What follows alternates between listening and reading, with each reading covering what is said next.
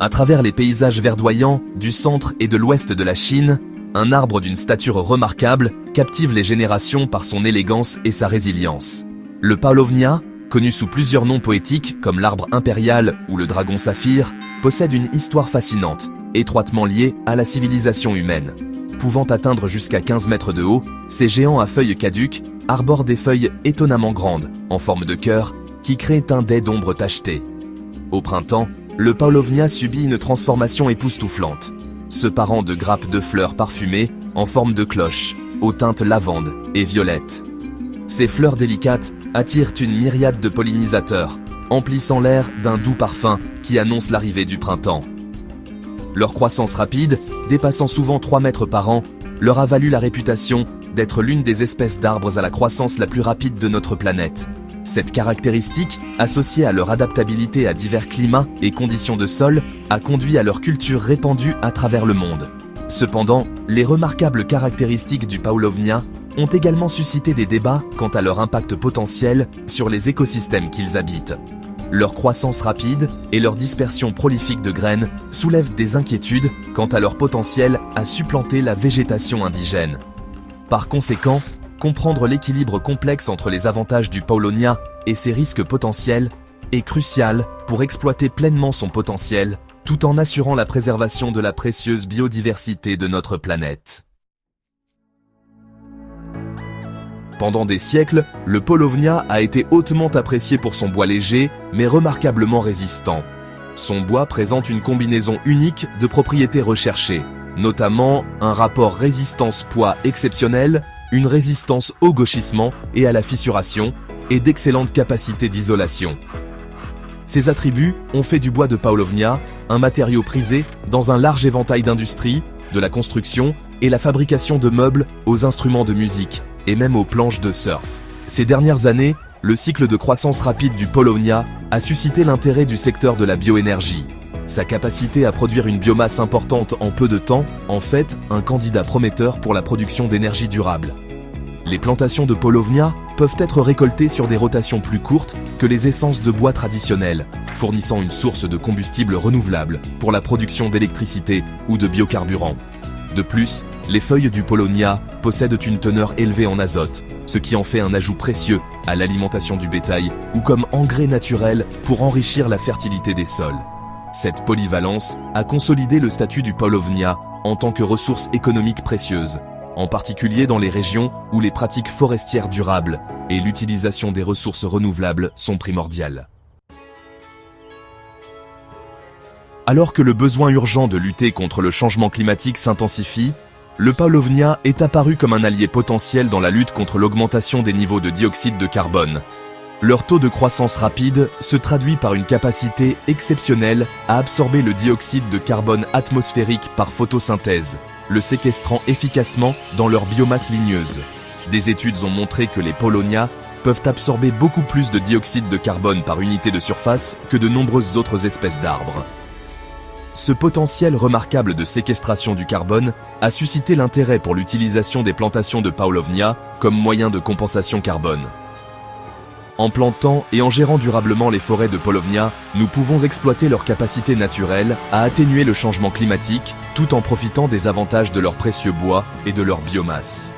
De plus, la capacité du paulownia à prospérer dans des sols dégradés, même ceux contaminés par des métaux lourds, renforce encore leur potentiel de remédiation environnementale. Leurs vastes systèmes racinaires aident à stabiliser le sol, à prévenir l'érosion et à améliorer l'infiltration de l'eau, contribuant ainsi à la santé globale de l'écosystème. Face à un climat changeant, le paulownia se présente comme une lueur d'espoir, illustrant le pouvoir des solutions basées sur la nature pour relever les défis mondiaux. Section 4. Le potentiel invasif. Un équilibre délicat. Bien que les nombreux attributs du paulownia soient extrêmement prometteurs, il est essentiel de reconnaître les risques écologiques potentiels associés à son introduction dans de nouveaux environnements. Leur remarquable adaptabilité, bien qu'avantageuse dans certains contextes, soulève également des inquiétudes quant à leur potentiel à devenir des espèces envahissantes. Les paulownias produisent un grand nombre de graines, facilement dispersées par le vent et l'eau, ce qui leur permet de coloniser rapidement de nouvelles zones. dans les régions où les conditions environnementales sont favorables et où les prédateurs naturels sont absents, les populations de Paulownia peuvent rapidement dominer, surpassant les espèces végétales indigènes pour les ressources telles que la lumière du soleil, l'eau et les nutriments. Cela peut entraîner un déclin de la biodiversité, perturbant les écosystèmes établis et menaçant le fragile équilibre de la flore et de la faune locale. De plus, le système racinaire peu profond du Paulownia, bien que bénéfique pour la stabilisation des sols dans certains contextes, peut également contribuer à l'érosion des sols dans les zones à forte précipitation. Par conséquent, une réflexion approfondie et des pratiques de gestion appropriées sont essentielles lors de l'introduction du Paulownia dans de nouvelles régions afin de prévenir des conséquences écologiques indésirables. Section 5. Des arbres assoiffés, consommation d'eau et ses implications. La croissance rapide et la grande surface foliaire du Paulownia ont un coût, une consommation d'eau importante. Bien que leurs besoins en eau varient en fonction de facteurs tels que le climat, le type de sol et l'âge de l'arbre, les plantations de Paulownia nécessitent généralement des quantités d'eau substantielles pour prospérer. Dans les régions déjà confrontées à la pénurie d'eau ou à des sécheresses prolongées, l'introduction de plantations de Paulownia à grande échelle peut exacerber le stress hydrique, affectant potentiellement les communautés locales et les écosystèmes qui dépendent de ces précieuses ressources. Il est donc crucial d'évaluer soigneusement la disponibilité en eau et les scénarios climatiques projetés avant d'établir des plantations de Paulownia. La mise en œuvre de techniques d'irrigation économe en eau, telles que l'irrigation goutte à goutte ou la récupération des eaux de pluie, peut aider à minimiser la consommation d'eau et à atténuer les impacts potentiels sur les ressources en eau locales.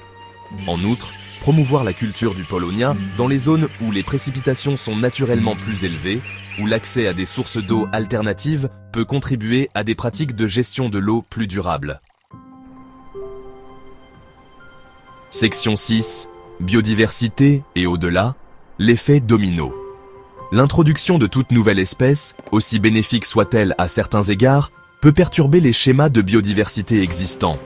Les Paulownia, avec leur croissance rapide et leur tendance à former des peuplements denses, peuvent modifier la structure de l'habitat d'une zone, ce qui peut avoir un impact sur les espèces qui en dépendent.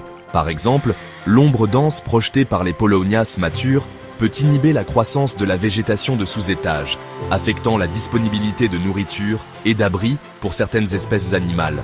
De plus, le nectar et le pollen produits par les fleurs de Paulownia, bien qu'attrayants pour certains pollinisateurs, peuvent ne pas convenir à tous, ce qui peut entraîner des changements dans les communautés de pollinisateurs. Pour atténuer ces risques, il est essentiel de donner la priorité à la conservation de la biodiversité en promouvant la création de plantations d'espèces mixtes plutôt que de se fier uniquement aux monocultures de Paulownia. L'intégration des Paulownia dans les paysages existants d'une manière qui complète et améliore, plutôt que de remplacer, la végétation indigène peut aider à maintenir l'équilibre écologique et à soutenir une plus grande diversité de vie. De plus, une surveillance et une recherche continue sont essentielles pour évaluer les impacts à long terme du Paulownia sur la biodiversité et mettre en œuvre des stratégies de gestion adaptatives aux besoins.